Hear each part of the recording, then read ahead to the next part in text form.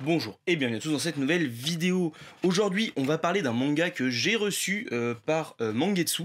Donc il s'agit de Land. Là, c'est la petite boîte, voilà, elle est vide maintenant, mais dedans, il y avait plusieurs petites choses. On va revenir rapidement dessus. Après, on va passer à l'analyse de l'œuvre que j'ai vraiment plutôt apprécié, alors qu'au départ, franchement, je partais avec un a priori assez négatif, mais on va y revenir un petit peu après. Donc dedans, on a les petits bâtons. Alors, je crois que c'est de l'encens. La sauge. Donc oui, je pense que c'est de l'encens. Hein. Je suis pas sûr. Oui, si c'est de l'encens. Avec le petit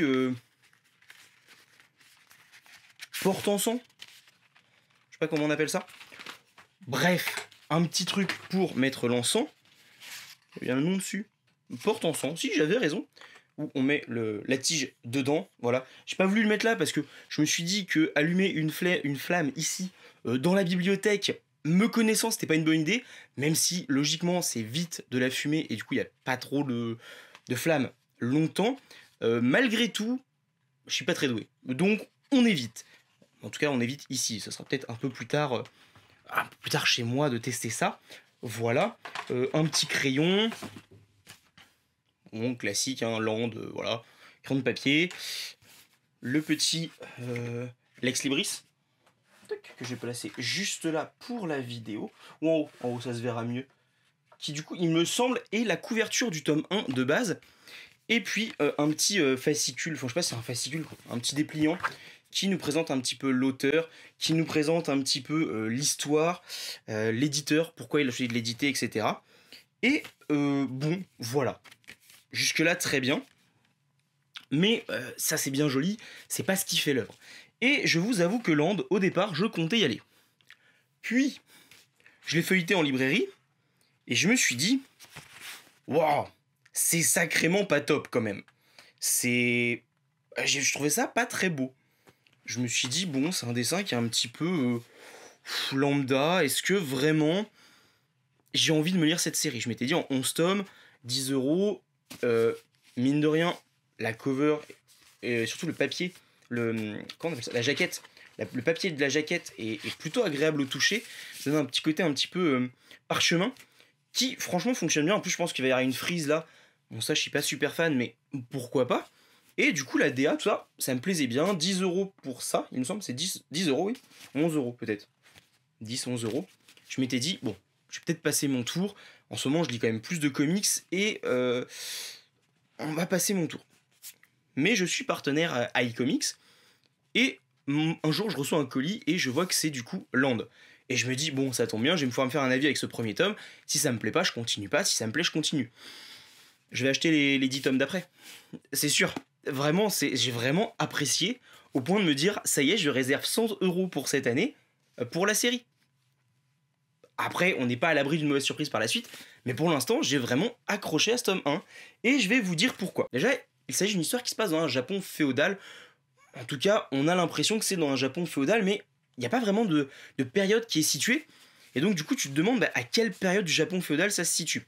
Il y a des rites, notamment des sacrifices qui sont faits, et on commence d'ailleurs par un sacrifice d'un père qui vient sacrifier une de ses jumelles. Il les appelle toutes les deux Anne, une avec un E, une sans E.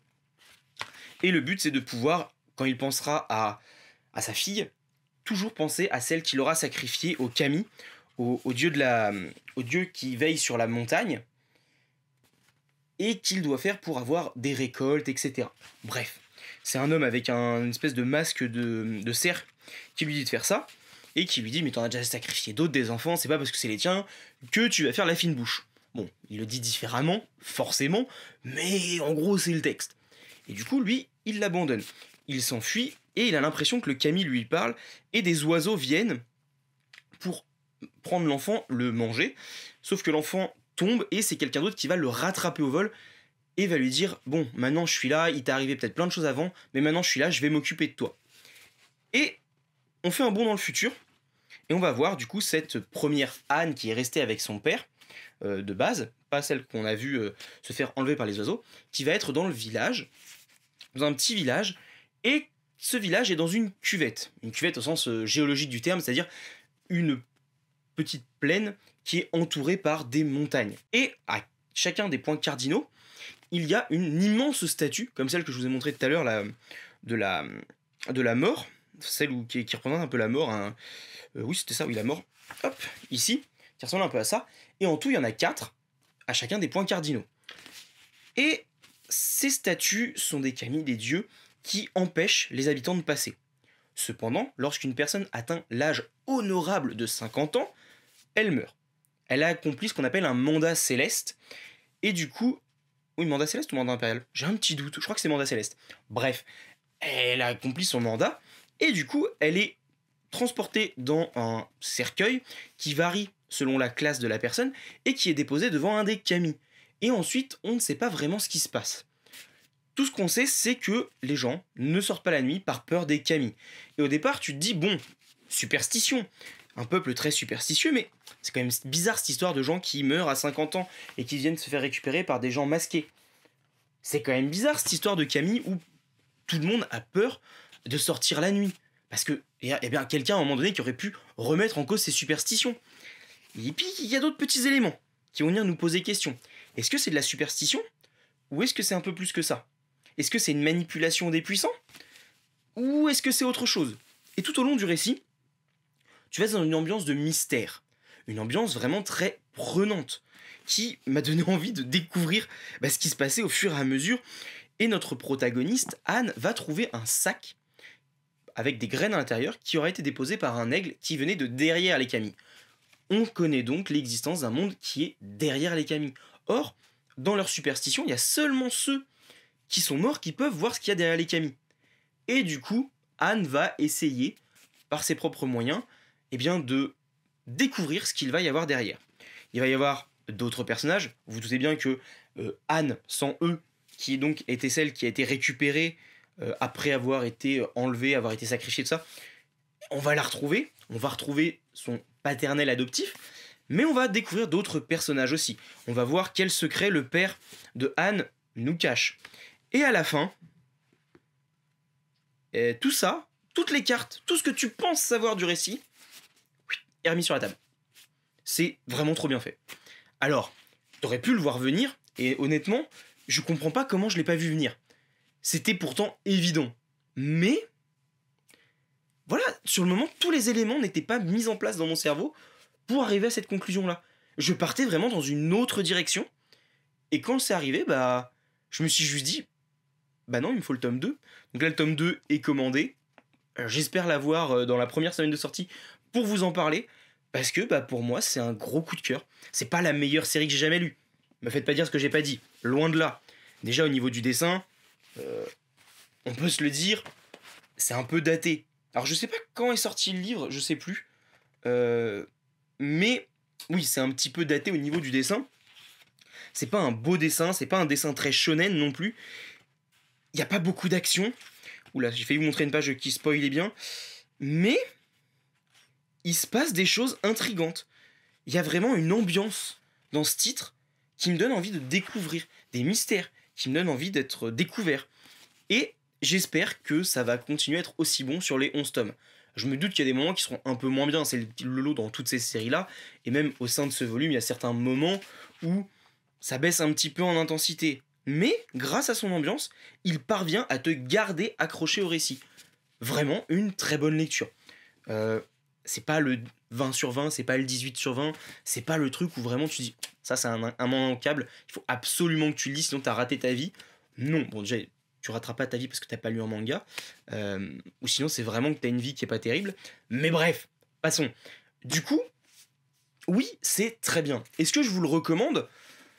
C'est compliqué parce que il faut aimer certains types d'œuvres, il faut accrocher au dessin, il faut pas rechercher de l'action, il faut plus rechercher une ambiance, il faut plus rechercher un récit qui va nous parler des superstitions humaines, des croyances, à quel point elles peuvent nuire à la vie de certaines personnes, à quel point les superstitions peuvent rendre l'humain complètement déraisonnable, notamment au moment où, avec les sacrifices, il va y avoir quelque chose. Mais du coup, si tu adhères à toutes ces choses-là qui viennent remettre en question un petit peu la pensée humaine sur tout ce qui est Dieu, croyance, etc., et ce premier tome, il est fait pour toi. La suite, je peux pas vous dire de quoi ça va parler parce que ça part dans une direction totalement inattendue. On va voir. Mais bah pour l'instant, moi, c'est une très bonne découverte. Et je suis vraiment impatient de découvrir le tome 2.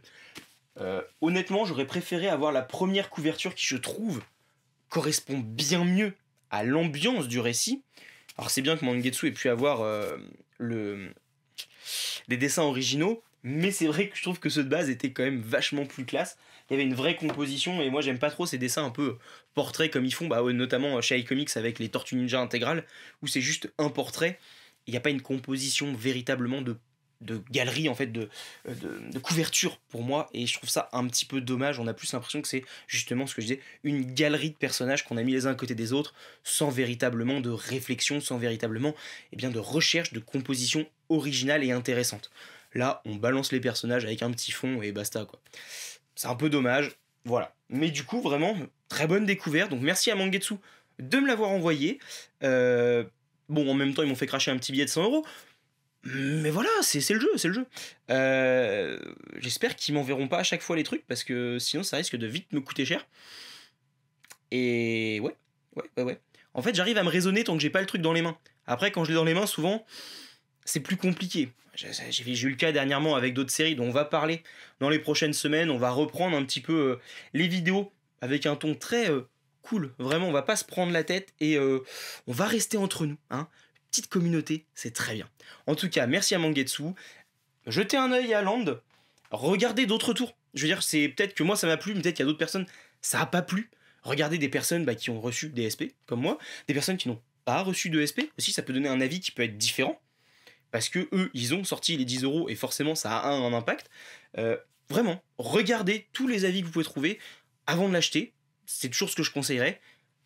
Mais quand même, moi j'ai passé un excellent moment de lecture. C'est pas la meilleure série. Non, on est d'accord. Mais pour moi, c'est une très bonne série. Vraiment. En tout cas, sur ce premier tome, c'est plutôt convaincant et ça donne envie de lire la suite. On va se quitter ici. Je vous souhaite une bonne soirée. Je vous dis à bientôt. Lisez des mangas, lisez des comics, lisez de la bande dessinée ou autre chose. Après tout, pourquoi pas. Et sur ce, à bientôt pour une nouvelle vidéo.